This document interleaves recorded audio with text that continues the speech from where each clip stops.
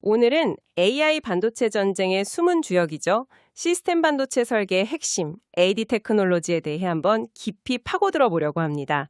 최근 반도체 시장, 특히 AI 쪽 보면 이 디자인 하우스의 역할이 그 어느 때보다 중요해지고 있잖아요. 맞습니다. AD 테크놀로지는 바로 그 중심에 서 있는 기업이라고 할 수 있죠. 이 회사를 보면 가장 먼저 떠오르는 게 2020년의 그 선택이더라고요. 업계 1위 TSMC의 핵심 파트너라는 자리를 버리고 추격자인 삼성의 손을 잡는 어떻게 보면 엄청난 도박을 감행했죠. 네, 맞아요. 그 결정이 없었다면 지금의 AD 테크놀로지는 없었을 겁니다. 그래서 오늘 대화는 그 결정이 과연 신의 한 수였는지 아니면 여전히 위험한 선택인지 여러 각도에서 한번 분석해보는 시간이 될 것 같아요. 좋습니다. 그럼 먼저 이 디자인하우스라는 개념이 아직 좀 생소한 분들을 위해서 AD 테크놀로지가 정확히 어떤 일을 하는 곳인지부터 짚고 넘어가죠. 이게 마치 집을 짓는 과정이랑 비슷하다고요? 네, 아주 좋은 비유입니다. 보통 팹리스, 그러니까 설계를 전문으로 하는 회사가 있잖아요. 네, 뭐 애플이나 엔비디아 같은? 그렇죠. 그 회사들이 이런 기능의 칩을 만들고 싶다 하면서 아이디어랑 초기 설계도, 이걸 RTL 코드라고 부르는데 이걸 가져옵니다. 이건 뭐랄까? 건물의 대략적인 평면도 같은 거예요. 아, 그냥 아이디어 스케치 수준이군요. 네, 바로 그 평면도를 삼성전자라는 건설사가 실제로 시공할 수 있는 아주 정밀한 시공도면으로 만드는 게 AD 테크놀로지의 역할입니다. 수십억 개나 되는 회로를 어디 어떻게 배치할지 정하고 또 전기 신호가 서로 간섭하지 않게 발열 문제는 없게끔 만드는 거죠. 이 후반부 설계, 즉 백엔드가 핵심 기술력이에요. 칩의 성능과 수율이 제대로 나오는 거죠. 그럼 제공하는 서비스도 여러 종류가 있겠어요? 네, 핵심은 방금 말씀드린 설계 최적화 작업, 즉 A식 디자인 서비스고요. 여기서 더 나아가서 설계부터 생산, 패키징, 테스트까지 모든 과정을 다 책임지고 완제품으로 딱 납품하는 턴키 서비스도 있어요. 아, 턴키. 말 그대로 열쇠만 돌리면 되게끔 다 해주는 거군요. 맞습니다. 최근에는 자체 개발한 설계 플랫폼 ADP라는 걸 이용해서 개발 기간을 단축시키는 서비스도 강화하고 있고요. 자, 그럼 이 회사의 가장 드라마틱한 순간으로 다시 돌아가 보죠. 2020년 세계 1위 TSMC의 핵심 파트너 VCA 자리를 버리고 삼성전자로 왔습니다. 이건 정말 안정적인 미래를 버리고 가능성에 모든 걸 건 거잖아요. 네, 이건 단순한 거래처 변경이 아니라 회사의 정체성을 아예 바꾼 사건이었어요. TSMC의 그 안정적인 물량을 포기하고 삼성 파운드리의 미래에 베팅한 거죠. 그 결정 덕분에 지금 삼성 파운드리 생태계 안에서는 위치가 아주 독보적이게 된 거고요. 그렇죠. 현재 시장에서의 위치를 딱 세 가지 키워드로 요약할 수 있습니다. 첫째는 국내 최대 규모, CARPA라고 하죠. 규모의 힘이요. 단순히 인력이 많다는 건가요? 그 숫자 이상의 의미가 있습니다. 자회사 포함해서 설계 인력이 약 600명 정도 되는데 이게 국내 1위거든요. 이게 왜 중요하냐면 요즘 서버형 대형십들은 설계하는 데만 수백 명이 몇 년씩 매달려야 해요. 아, 웬만한 회사는 엄두도 못 내겠네요. 맞습니다. 그러니까 이 600명이라는 인력은 그런 초대형 프로젝트를 단독으로 수행할 수 있는 일종의 자격증 같은 겁니다. 흥미롭네요. 두 번째 키워드는 뭔가요? 두 번째는 초미세 공정, 그리고 HPC 스페셜리스트라는 겁니다. 다른 경쟁사들이 비교적 난이도가 낮은 차량용 반도체에 집중할 때 AD 테크놀로지는 처음부터 가장 어려운 시장을 공략했어요. 서버나 데이터 센터 같은 고성능 컴퓨팅 HPC 시장이요? 네, 바로 그 시장이죠. 이건 삼성의 3나노, 4나노 같은 최선단 공정을 다룰 수 있는 기술력이 없으면 아예 불가능한 일입니다. 삼성 입장에서는 자신들의 최신 기술을 믿고 맡길 수 있는 미들맨 인셈이죠. 마지막 세 번째 키워드는 글로벌 위상과 관련이 있겠네요. 네, 맞아요. 글로벌 IP 기업과의 가교 역할입니다. 반도체 설계의 핵심 자산 IP라고 하죠. 이걸 가진 회사가 영국의 암인데 AD 테크놀로지가 암의 토탈 디자인 파트너예요. 최고 등급 파트너죠. 그게 어떤 의미를 갖나요? 암의 최신 기술을 가장 먼저 받아서 활용해 볼 수 있다는 뜻이에요. 그러니 글로벌 고객사들이 암의 최신 기술을 쓰고 싶으면 AD 테크놀로지를 찾게 되는 아주 유리한 위치에 있는 거죠. 그렇군요. 그럼 이제 투자자들이 가장 궁금해할 만한 질문을 드려볼게요. 삼성 파운드리의 또 다른 핵심 파트너, 가온칩스와는 어떻게 다른가요? 두 회사는 지향점이 명확하게 다릅니다. 이걸 꼭 아셔야 해요. AD 테크놀로지는 말씀드렸다시피 서버, 데이터 센터 같은 아주 큰 HPC 칩에 집중해요. 규모의 경제를 통한 한 방을 노리는 스타일이죠. 그럼 가온 칩스는요? 가온 칩스는 차량용 반도체에서 아주 독보적인 레퍼런스를 쌓았어요. 안정성과 신뢰성이 중요한 시장이죠. 그리고 그 경험을 기반으로 AI 분야로 확장하는 중이고요. 삼성전자와의 관계도 좀 다르다고요. AD 테크놀로지는 대형 용병, 가온 칩스는 베스트 프렌드라는 비유가 있던데요. 네, 그 비유가 딱 맞습니다. AD 테크놀로지는 삼성이 TSMC를 잡기 위해 전략적으로 영입한 실력이 검증된 용병 같은 존재고요. 반면에 가온 칩스는 설립 초기부터 삼성과 쭉 같이 성장해온 오랜 친구에 가깝죠.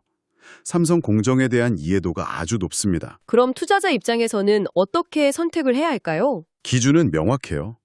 만약 AI 반도체의 핵심, 그러니까 서버 시장의 폭발적인 성장과 턴어라운드의 업사이드를 노린다면 AD 테크놀로지가 더 매력적일 수 있고요.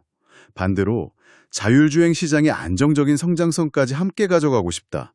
그러면 가온 칩스가 더 나은 선택일 수 있습니다. 결국 미래 성장은 어떤 프로젝트를 수주했느냐에 달려 있겠네요. 최근에 수주의 질이 완전히 달라졌다고 들었습니다. 맞습니다. 그게 가장 중요한 변화예요.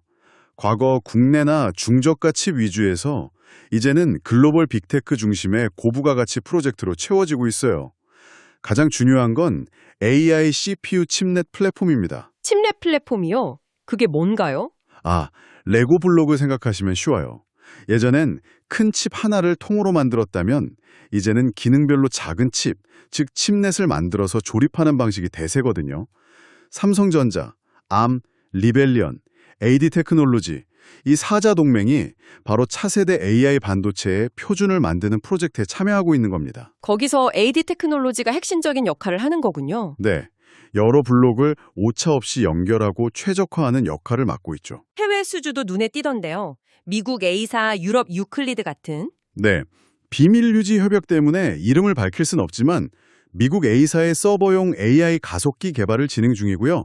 유럽의 유클리드, 유비티움과도 계약을 체결했습니다. 국내에서는 현대차가 투자한 보스 반도체 프로젝트도 있고요. 그렇죠. 보스 반도체의 자율주행 MPU를 삼성 5나노 공정으로 개발하고 있습니다.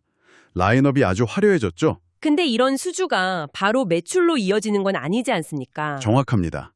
그게 현재 이 회사를 이해하는 핵심이에요.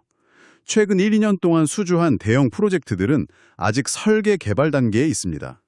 이때는 용역 매출, NRE만 발생하죠. 일회성 개발비만 받는 거군요. 네, 진짜 중요한 건 이 프로젝트들이 2026년부터 본격적으로 양산에 들어간다는 점입니다.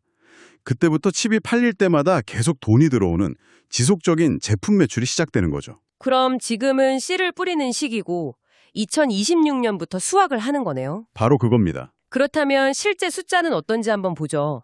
2025년 실적은 어땠습니까? 2025년은 말씀하신 대로 준비의 해였어요. 3분기 누적으로 보면 매출은 전년 대비 늘었지만 영업이익은 겨우 흑자 전환했고요. 근데 주의 깊게 봐야 할 점이 있습니다.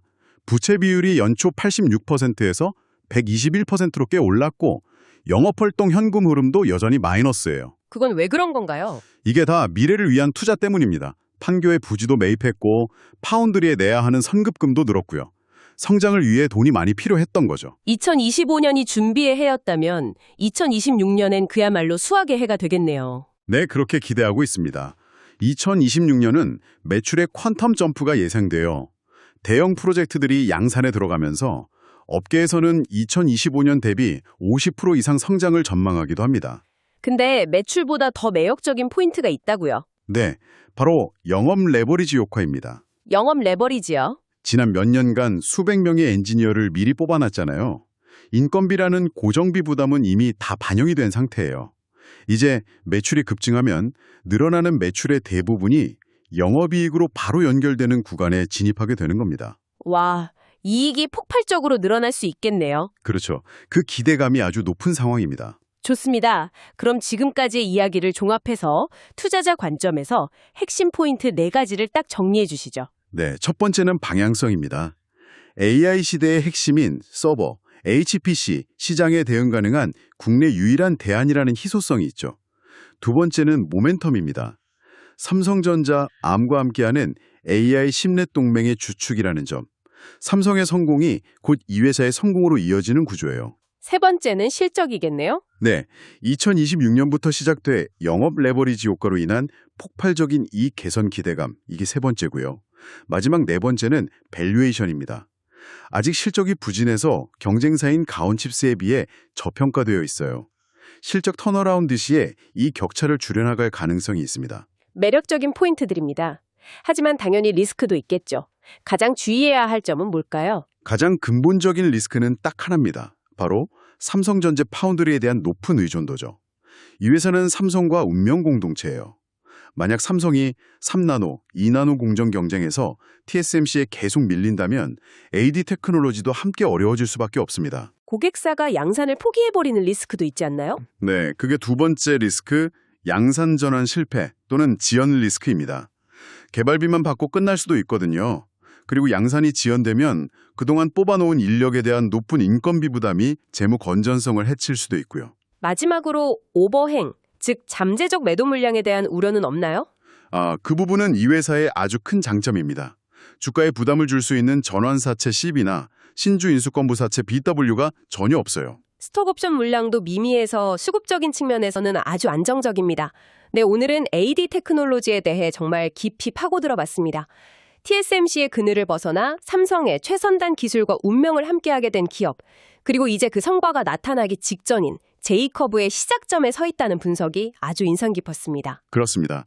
결국 AD 테크놀로지에 대한 평가는 삼성전자가 AI 시대 파운드리 경쟁에서 TSMC를 상대로 반격에 성공할 것인가, 이 전망과 동일선상에 놓여 있다고 봐야죠. 이 기업은 그 거대한 반격에 가장 날카로운 창이 될 준비를 마쳤습니다. 그렇군요. 결국 이 기업을 본다는 것은 삼성의 미래를 예측하는 것과 같다는 말씀이시네요. 맞습니다. 그래서 이 기업을 보실 땐 스스로에게 이런 질문을 던져보셔야 해요. 나는 삼성의 기술력이 결국 TSMC를 넘어설 거라고 믿는가? 그 믿음의 크기가 곧 이 투자에 대한 확신의 크기가 될 겁니다.